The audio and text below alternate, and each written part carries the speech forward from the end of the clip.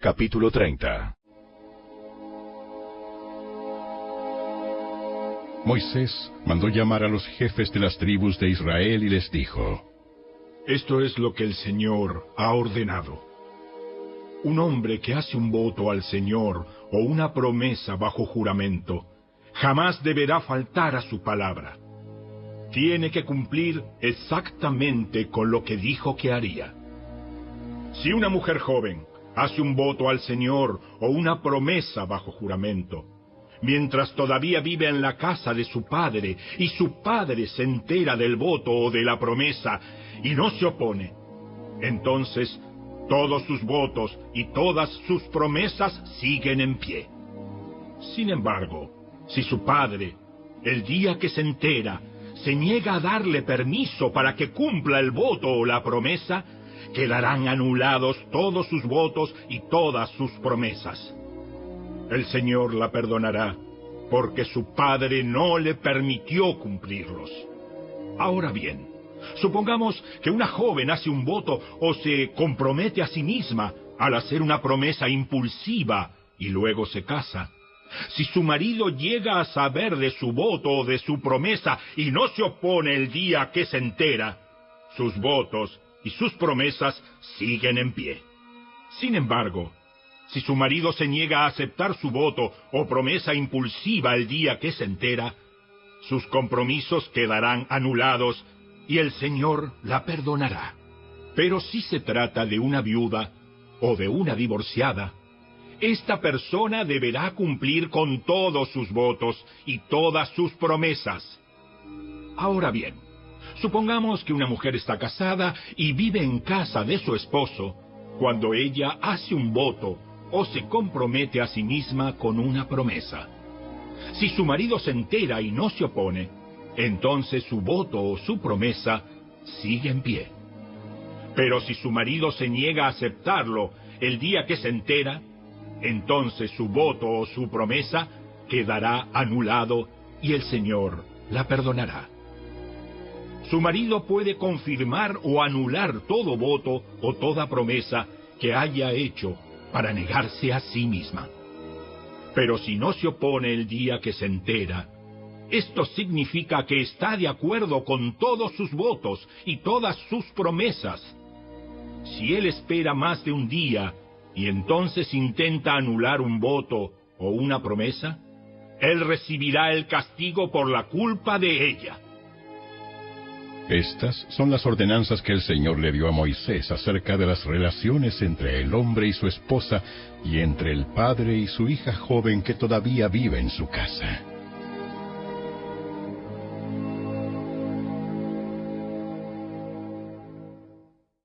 Capítulo 31. Entonces el Señor le dijo a Moisés: En nombre del pueblo de Israel, toma venganza en contra de los madianitas por haber conducido a mi pueblo a la idolatría. Después morirás y te reunirás con tus antepasados. Así que Moisés le dijo al pueblo: Escojan algunos hombres y ármenlos para pelear la guerra de venganza del Señor contra Madián. De cada tribu de Israel envíen 1000 hombres a la batalla. Entonces escogieron a 1000 hombres de cada tribu de Israel. En total reunieron a 12,000 hombres armados para la batalla. Así que Moisés envió a 1000 hombres de cada tribu, y Finés, hijo del sacerdote Eleazar, los dirigió en la batalla. Llevaban los objetos sagrados del santuario y las trompetas para dar la orden de ataque. Así que atacaron a Madián, tal como el Señor le había ordenado a Moisés, y mataron a todos los hombres. Los 5 reyes madianitas, Evi, Rekem, Sur, Ur y Reba, murieron en la batalla. También mataron a espada a Balaam, hijo de Beor. El ejército israelita capturó a las mujeres y a los niños madianitas, y tomó como botín el ganado y los rebaños y toda su riqueza. Quemaron todas las ciudades y las aldeas donde los madianitas habían vivido. Después que reunieron el botín y a los cautivos, tanto personas como animales, llevaron todo a Moisés, al sacerdote Eleazar y a toda la comunidad de Israel que acampaba en las llanuras de Moab, al lado del río Jordán frente a Jericó. Entonces Moisés, el sacerdote Eleazar y todos los jefes de la comunidad salieron a su encuentro afuera del campamento. Pero Moisés se enfureció con los generales y los capitanes que volvieron de la batalla. ¿Por qué dejaron con vida a las mujeres? Precisamente son ellas las que, siguiendo el consejo de Balaam, incitaron al pueblo de Israel a rebelarse contra el Señor en el monte Peor. Son ellas las que causaron la plaga que hirió al pueblo del Señor. Así que maten a todos los niños varones y a todas las mujeres que hayan tenido relaciones sexuales. Dejen con vida únicamente a las niñas vírgenes. Pueden quedarse con ellas. Y todos ustedes, los que hayan matado a alguien o hayan tocado un cadáver, deben permanecer fuera del campamento durante 7 días. Purifíquense, ustedes y sus prisioneros, en el 3er día y en el 7º. Purifiquen también toda su ropa y todo lo que está hecho de cuero, pelo de cabra o madera. Entonces el sacerdote Eleazar les dijo a los hombres que participaron en la batalla: El Señor le ha dado a Moisés este requisito legal. Todo lo que está hecho de oro, plata, bronce, hierro, estaño o plomo, es decir, todos los metales resistentes al fuego, deberán ser pasados por el fuego para que queden ceremonialmente puros. Además, deben purificar estos objetos de metal con el agua de la purificación. Pero todo lo que no es resistente al fuego, lo purificarán únicamente con el agua. El 7º día laven su ropa y quedarán purificados. Entonces podrán regresar al campamento. Después el Señor le dijo a Moisés: Tú, el sacerdote Eleazar y los jefes de las familias de cada tribu, hagan una lista de todo el botín tomado en la batalla, incluidos la gente y los animales. Luego dividan el botín en 2 partes y den la mitad a los hombres que lucharon en la batalla y la otra mitad al resto del pueblo. De lo que le pertenece al ejército, entreguen primero la porción del botín que le corresponde al Señor. 1 de cada 500 prisioneros, así como del ganado, de los burros, de las ovejas y de las cabras. Esta porción de lo que le corresponde al ejército, entrégasela al sacerdote Eleazar como ofrenda al Señor. De la mitad que pertenece al pueblo de Israel, toma 1 de cada 50 de los prisioneros y del ganado, de los burros, de las ovejas, de las cabras y otros animales. Entrega esta porción a los levitas, que están encargados del cuidado del tabernáculo del Señor. Así que Moisés y el sacerdote Eleazar hicieron lo que el Señor ordenó a Moisés. El botín que quedó de todo lo que los hombres de guerra habían tomado sumó 675,000 ovejas y cabras, 72,000 cabezas de ganado, 61,000 burros y 32,000 muchachas vírgenes. La mitad del botín se entregó a los hombres de guerra. El total sumó 337,500 ovejas y cabras, de las cuales 675 eran la porción para el Señor. 36,000 cabezas de ganado, de las cuales 72 eran la porción para el Señor. 35,500 burros, de los cuales 61 eran la porción para el Señor. Y 16,000 muchachas vírgenes, de las cuales 32 eran la porción para el Señor. Moisés le dio al sacerdote Eleazar la porción del Señor, tal como el Señor lo había ordenado. La mitad del botín pertenecía al pueblo de Israel, y Moisés la separó de la mitad que pertenecía a los hombres de guerra. El total entregado a los israelitas sumó 337,500 ovejas y cabras, 36,000 cabezas de ganado, 30,500 burros, 16,000 muchachas vírgenes. De la mitad entregada al pueblo, Moisés tomó 1 de cada 50 prisioneros y animales, y los dio a los levitas que cuidaban el tabernáculo del Señor. Todo se realizó como el Señor le había ordenado a Moisés. Después los generales y los capitanes vinieron a Moisés y le dijeron: Nosotros, tus servidores, contamos a todos los hombres que salieron a la batalla bajo nuestras órdenes. No falta ninguno de nosotros. Así que, de nuestra porción del botín, presentamos como ofrenda al Señor los artículos de oro que tomamos: brazaletes, pulseras, anillos, aretes y collares. Esto purificará nuestras vidas ante el Señor y nos hará justos ante Él. Entonces Moisés y el sacerdote Eleazar recibieron el oro de todos los comandantes del ejército, que consistía en todo tipo de joyas y artículos artesanales.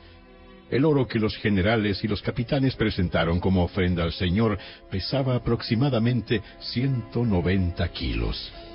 Todos los hombres de guerra habían tomado para sí parte del botín. Así que Moisés y el sacerdote Eleazar aceptaron los regalos de los generales y capitanes y llevaron el oro al tabernáculo como recordatorio al Señor de que el pueblo de Israel le pertenece.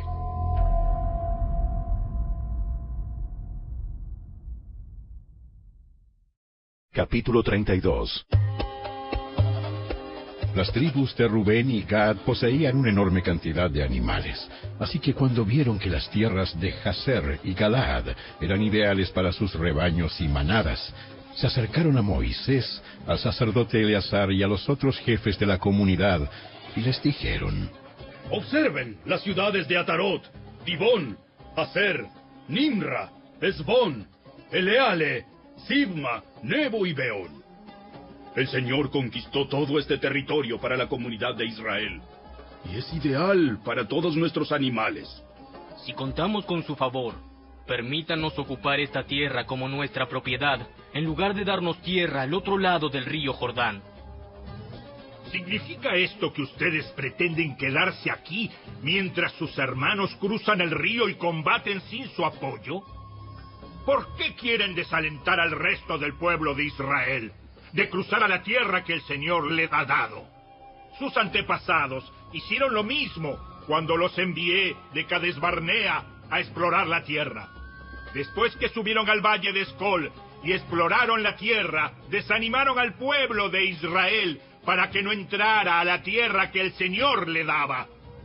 Por eso el Señor se enojó mucho contra ellos y juró: de todos los que rescaté de Egipto, ninguno de 20 años o más verá jamás la tierra que juré dar a Abraham, a Isaac y a Jacob, porque no me han obedecido de corazón.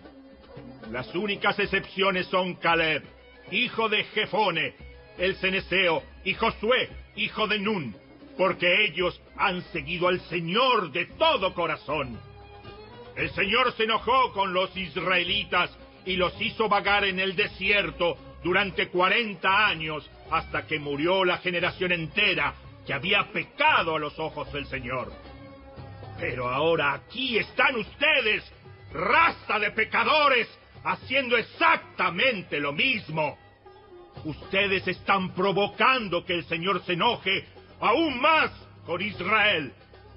Si ustedes se alejan de Él y Él abandona nuevamente al pueblo en el desierto, ustedes serán responsables de la destrucción de la nación entera.